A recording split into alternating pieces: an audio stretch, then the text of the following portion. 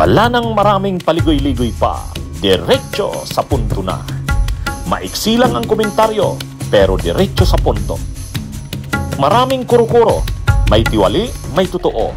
Dito, sa Puntong Diretso Tayo. Punto Diretso. O mga kabunyog, mga kababayan, Punto Diretso tayo. Dito sa umiinit na away ng kampo ng mga Romualdez at nitong mga Frasco at Garcia ng Cebu. Ayan. Ang latest na development, si Frasco na miyembro ng National Unity Party, inexpel na. Sinipa na sa National Unity Party o NUP. Pinalayas ng National Unity Party, NUP, si Deputy Speaker at Cebu, ika-5 Distritong Representative, Vincent Franco Duke Frasco, matapos tumangging pumirma sa manifesto na sumusuporta sa pananatili ni Martin Romualdez bilang Speaker ng House of Representatives. Ayon kay NUP President at Camarines Sur Representative El Rey Villafuerte, ang ginawa ni Frasco ay isang malinaw na paglabag sa opisyal na posisyon ng partido. Ani Villafuerte, dapat ay idinaan muna ni Frasco ang kanyang saloobin sa loob ng partido at hindi ipinakita sa publiko ang pagsuway.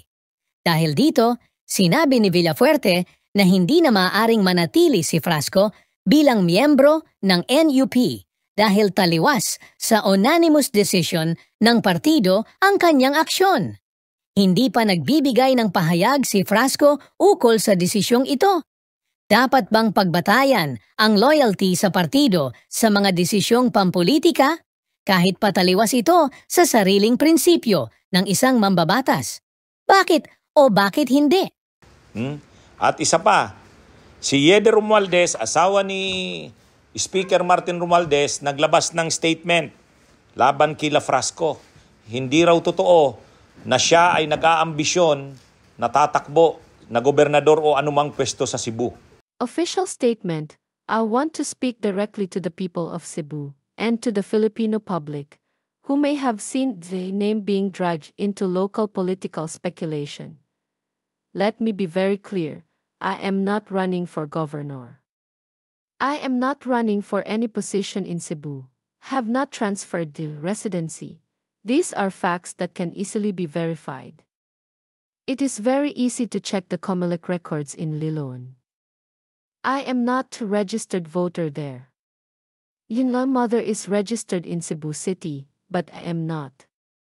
Duke knows fully well whether or not I am his constituent. To those spreading rumors, I say this with respect.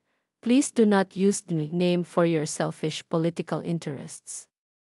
I remain fully committed to my national mandate as a representative of Tingog party list, where I serve the entire country, especially disaster-vulnerable communities, women, children, and those who are too often left unheard. If ever you see the name on the ballot in Cebu, ako na po mismo ang magsasabi sa inyo. Huwag niyo akong iboto because that would not be me. Politics should be about public service, not power games. And right now, my focus is clear, serving the Filipino people, not personal ambition. Thank you for allowing me to clarify the truth. Ayun, yung pala, ano? Parang ang dami nang lumalabas na, dito ang dami nang lumalabas na samut-saring issue na konektado dito. Ha? May ganung palang anggulo yan, may ganung anggulo. Kasi bakit naman magre-release ng statement? Official yung statement ni Yeder Romualdez. Si Yeder Romualdez ay kongresista yan ngayon. Kinatawan ng Tingog Party List. Asawa yan ni Martin Romualdez. Pero sa ngayon, hindi na yata ito naging nominee. Yung anak na nila ang nominee ng Tingog Party List. Parang nag-iisip yata yung kampo ng Frasco at Garcia, parang papasukin ng Romualdez ang Cebu. Taga Cebu yata itong si Yeder kasi yung mother niya daw butante ng Cebu City. Pero sabi ni Yeder Romualdez dun sa statement niya, yung mother ko butante ng Cebu City. Ako hindi. Hindi ako butante kahit ng Liloan. Kaya wag daw gagawing issue na siya may plano sa politika sa Cebu. Kaya Hindi, alam naman natin kasi ang nangyari sa Cebu, natalo si Garcia. Si Gwen Garcia natalo bilang gobernador. Tinalo ni Pambari 4, tao ni Duterte. No? Si Gwen Garcia, yan ang mother-in-law. Yung mother-in-law yan ni Duke Frasco. Kasi si Duke Frasco, ang asawa niyan, si Cristina Frasco, yung kasalukuyang Department of Tourism Secretary. So si Cristina ay anak ni Gwen Garcia, asawa si Cristina ni Duke Frasco. Oh, dati itong mga Duterte talaga, itong sila Frasco kasi noong tumatakbong Vice President si Sara, ang spokesperson niya si Cristina Frasco ay magkasama pa noon ang Marcos at Duterte.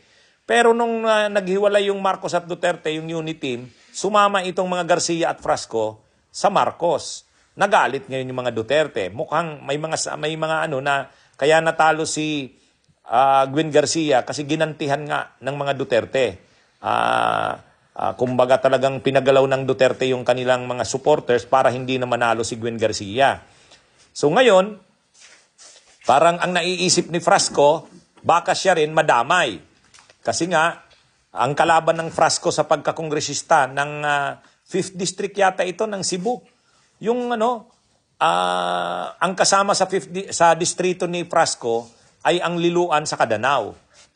Yung Liloan, mga Frasco yon. Pero pagdating sa Danao City, Durano. Yung Durano, kakampi ng Garcia. Kakampi ni Bari 4, yung nanalong gobernador ngayon. O kaya ang iniisip ni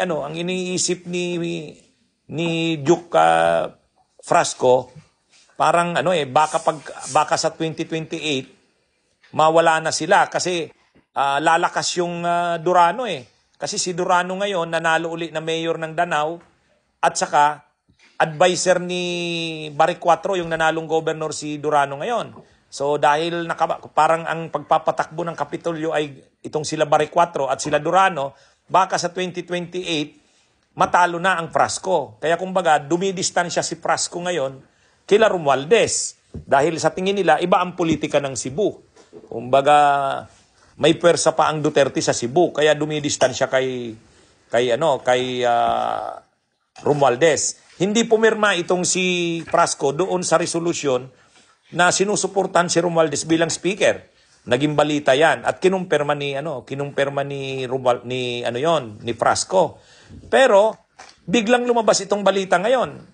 Itong statement ni Yeda na wag siyang pag-iisipan nila Frasco na tatakbo siyang gobernador. So ibig sabihin may iba pa palang anggulo, ano? Lumalalim ang away na ito ng Romualdez at ng Garcia Frasco. Abangan natin kung anong mangyayari dito. Okay po? Okay. So magandang araw po sa inyong lahat, mga kabunyog. Basta po tayo. Asahan po ninyo si Atty. Ricky Tumutorgo, si Atty. Enzo Recto. Tayo po. Kung anong totoo, yan ang sasabihin natin. Kung anong tama at para sa bayan, yan ang ating ipaglalaban. Kung ano ang mali at tiwali, yan ang ating lalabanan. Okay? Magandang araw po sa inyong lahat. Mabuhay po tayo, mga kabunyog, mga kababayan. Bunyog, bunyog, halikan na kasama ka. Bunyog, kapag buklod ay may pag-asa. Luzon, Visayas, Mindanao, isa ang pananaw. Sa bagong Pilipinas ang bunyog isisigaw.